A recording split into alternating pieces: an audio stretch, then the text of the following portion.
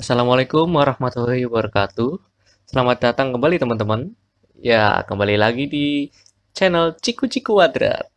Jadi di episode kali ini kita akan membahas analisis yang ketiga, yaitu masih seputar statistika klasik kayak gitu ya. Ini adalah analisis korelasi.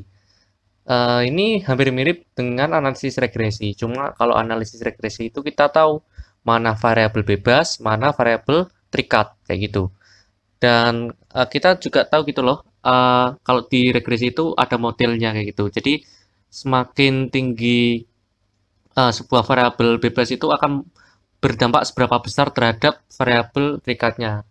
Nah, sedangkan di analisis korelasi sendiri, kita hanya akan melihat apakah kedua dari variabel tersebut berhubungan kayak gitu. Misalkan ya, variabel A semakin naik nih angkanya dari hari ke hari atau dari bulan ke bulan gitu ya, semakin naik. Nah, sedangkan variabel B malah cenderung turun dari bulan ke bulan, berarti kan mereka mempunyai korelasi yang negatif atau berbanding terbalik gitu.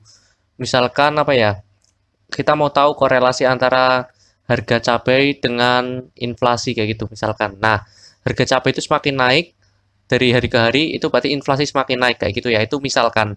Nah, itu contoh analisis korelasi, jadi bukan regresi ya, bisa dibedakan.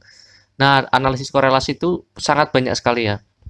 Dan di sini kita akan menggunakan tiga yang paling populer, yaitu korelasi Pearson, Spearman, dan Tau-Kendall kayak gitu. Jadi yang pertama kita melihat dulu datanya kayak gini. Jadi kita akan mempelajari tentang ada tidaknya korelasi antara debit dengan sedimen melayang. Wah, ini mungkin anak geologi ya atau geodesi. Ya gitulah pokoknya ya. Jadi kita melihat apakah semakin cepat atau apa ini? Semakin deras ya debitnya, akankah semakin banyak juga sedimen melayangnya gitu ya. Ini kita lihat XY itu hanya simbol matematika aja, bisa dibalik YX atau ZX, ZU, terserah, itu hanya simbol saja. Kita punya 10 data. Nah, kita akan menggunakan korelasi Spearman. Korelasi Spearman sendiri, kita tahu bahwa, oh sorry ya, ini harusnya korelasi Pearson ini. Korelasi Pearson. Jadi ada korelasi Spearman, Pearson, dan Kendall. Nah, korelasi Pearson sendiri merupakan statistika parametrik. Jadi dia itu mempunyai asumsi kayak gitu ya. Asumsinya itu berdistribusi normal.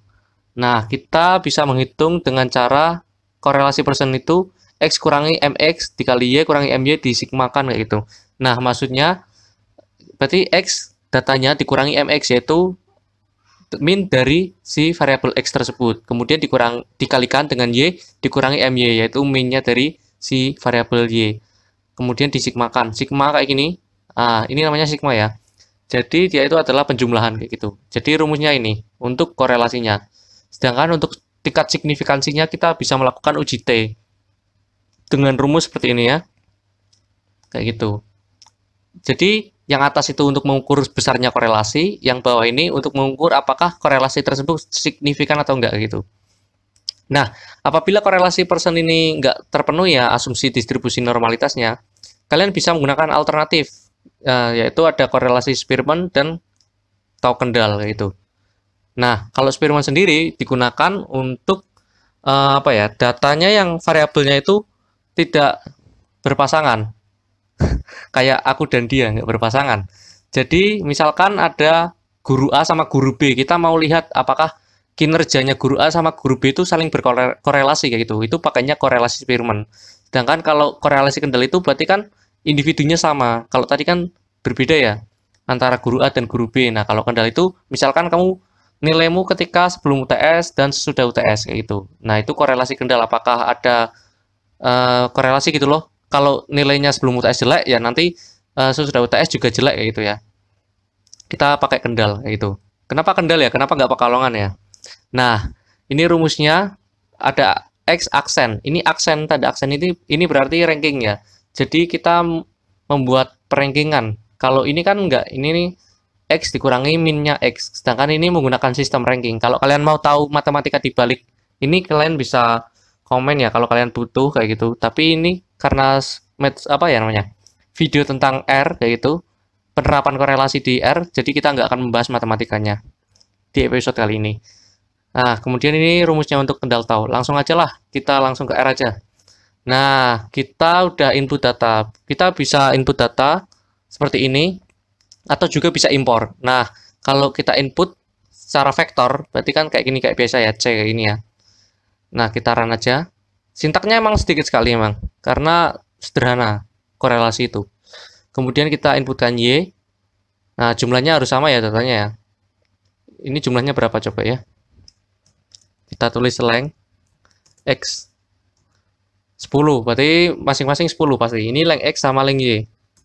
Nah, sama kan 10. Kemudian kita, kalau korelasi gampang, tinggal cor ini loh. Cor antara variabel apa namanya, X sama Y. Kalau ininya kamu nulisnya Z, ya berarti ganti Z aja. Nah, metodenya ada 3 ya tadi kita yang bahas, yaitu Pearson, Kendall, Spearman. Kayak gitu.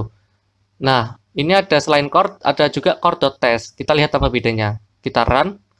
Kalau core itu hanya korelasi saja 0,95. Berarti antara debit air dengan sedimen yang melayang itu korelasinya 95% atau alias sangat kuat ya.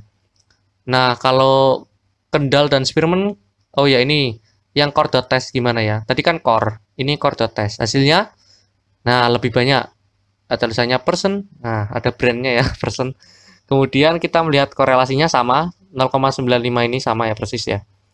Nah, kemudian di sini juga ada p-value atau uji T tadi yang T hitung. Kalau nilainya p-value-nya kurang dari alfa yang ditentukan peneliti, misalkan 0,05, berarti ya signifikan kayak gitu. Berarti korelasi ini kuat, nyata gitu ya. Coba kita pakai Kendall atau Spearman, hasilnya gimana ya? Korelasinya sangat kuat sekali ya, 1 ya. Ini juga 1 ya. Luar biasa. Kayak gitu. Cuma kita nggak nguji nih di sini, kita nggak nguji datanya berdistribusi normal atau enggak ya. Nggak apa-apa, karena ini contoh aja. Kalian bisa menggunakan Pearson, Kendall, Spearman. Kalau kalian pengen statistik parametrik ya udah kalian uji distribusinya lalu gunakan Pearson. Tapi kalau kalian mau menggunakan uji alternatif, kalian bisa langsung gunakan ini, Spearman ataupun Kendall. Nah, kita akan melihat plotnya. Kan katanya tadi korelasinya 1, yang tadi si Pearson 0,95 atau 95%. Nah, kita lihat buktikan apakah memang korelasinya kuat. Kita pakai library ggplot. Kita buat data frame dulu dari 2 variabel X dan Y. Kemudian kita run ggplotnya. Kita zoom ya. Nah, ini berasal dari kiri bawah hingga menuju ke kanan atas. Ini artinya ada korelasi positif. Apalagi ini ke atas ya, nggak landai gitu ya. Berarti korelasinya kuat. Nah, apabila ininya berasal awalnya dari kanan atas ke kiri atas ke kanan bawah, berarti korelasi negatif kayak gitu. Tapi kalau ininya flat di tengah-tengah ini datar, berarti itu nggak ada korelasi. Nah, seperti itu. Ini sangat singkat korelasi. Semoga bermanfaat. See you next time. Bye bye.